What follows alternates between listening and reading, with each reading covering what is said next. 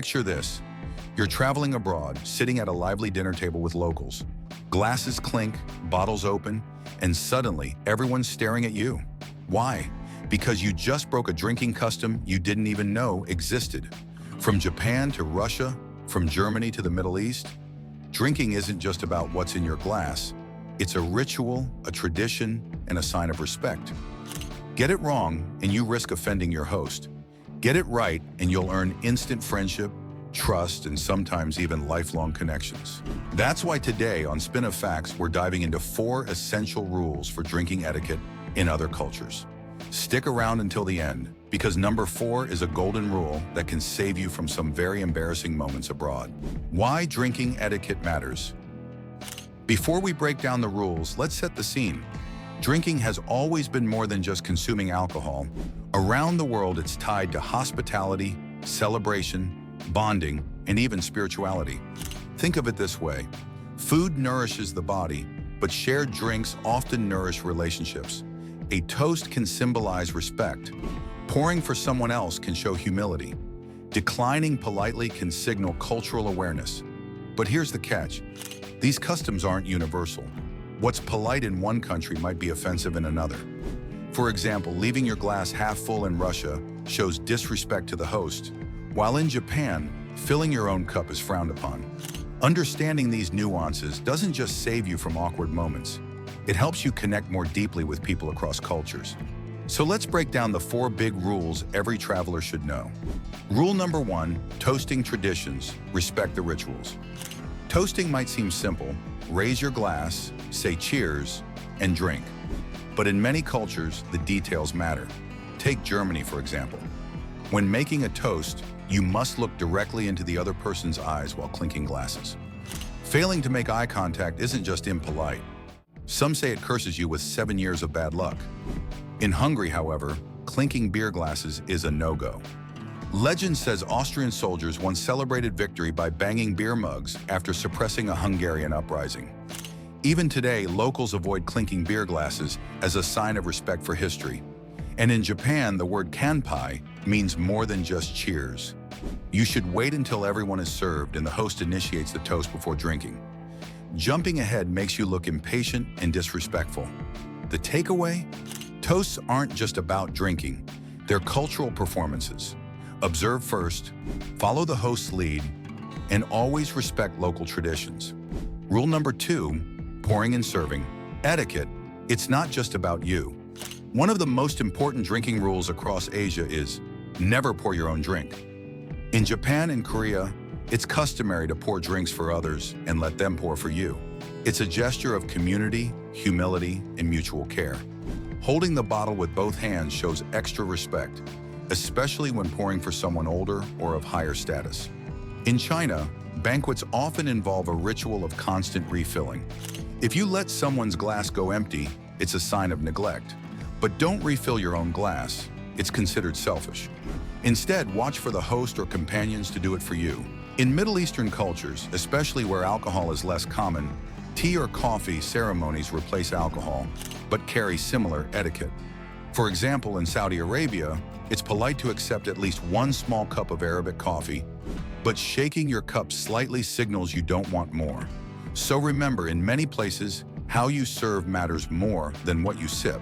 Rule number 3, pace yourself. Drinking is a marathon, not a sprint. In some cultures, drinking isn't just social, it's an endurance event. In Russia, vodka isn't mixed with soda or juice. It's drunk neat, usually in shots, and often accompanied by hearty food like pickles or bread. Declining a drink may be seen as rude, but the trick is to pace yourself.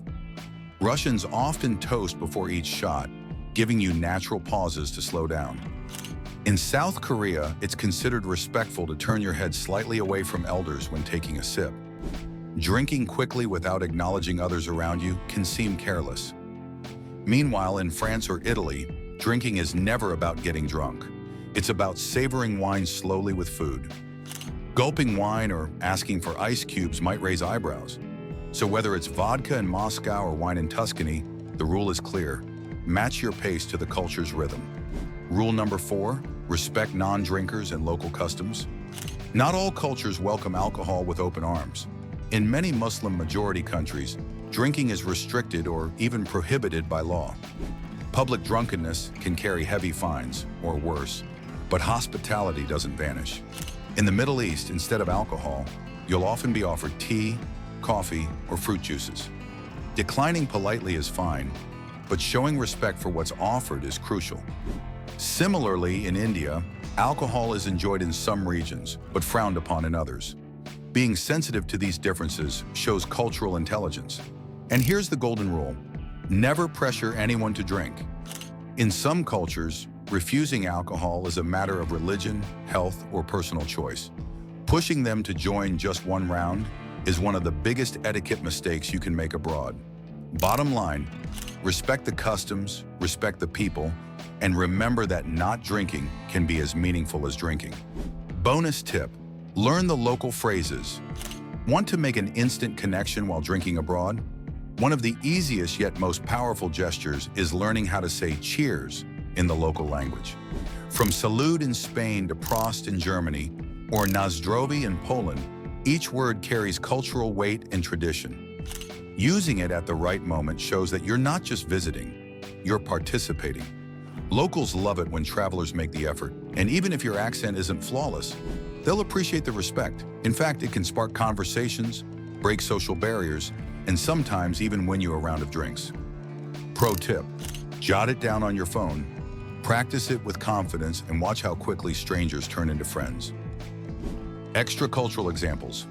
Mini section for depth. Turkey, offering raki, an anise-flavored spirit, is a sign of hospitality, but it's always mixed with water and sipped slowly. It's not for chugging. Sharing raki is as much about conversation as it is about drinking. Ethiopia. Coffee ceremonies can last hours. Declining too early may be seen as disrespectful, but staying for at least 2 rounds shows gratitude. It's less about caffeine and more about honoring community and tradition. Mexico. Tequila is traditionally sipped, not slammed. The salt and lime shot style is more of a tourist move than a cultural one. True appreciation comes from savoring its flavor, often alongside food and good company. These small insights prove one thing: when in doubt, watch, wait, and learn respectfully. So why do these rules matter? Because drinking is never just about alcohol, it's about culture, respect, and connection. The 4 golden rules to remember are: respect local toasts and rituals, master pouring and serving etiquette, match your pace to the culture, always respect non-drinkers and local customs. Follow these, and you won't just avoid mistakes. You'll unlock richer experiences with people wherever you go. So those were the 4 rules of drinking etiquette in other cultures. The next time you travel, remember, the way you raise your glass says more about you than what's in it. Which of these surprised you the most? Have you ever had a funny or awkward drinking moment abroad? Drop it in the comments. I'd love to hear your stories. And if you enjoyed this video, hit like, subscribe to Spin of Facts, and share this with a friend who loves to travel. Because the more we understand cultures, the more we connect as people.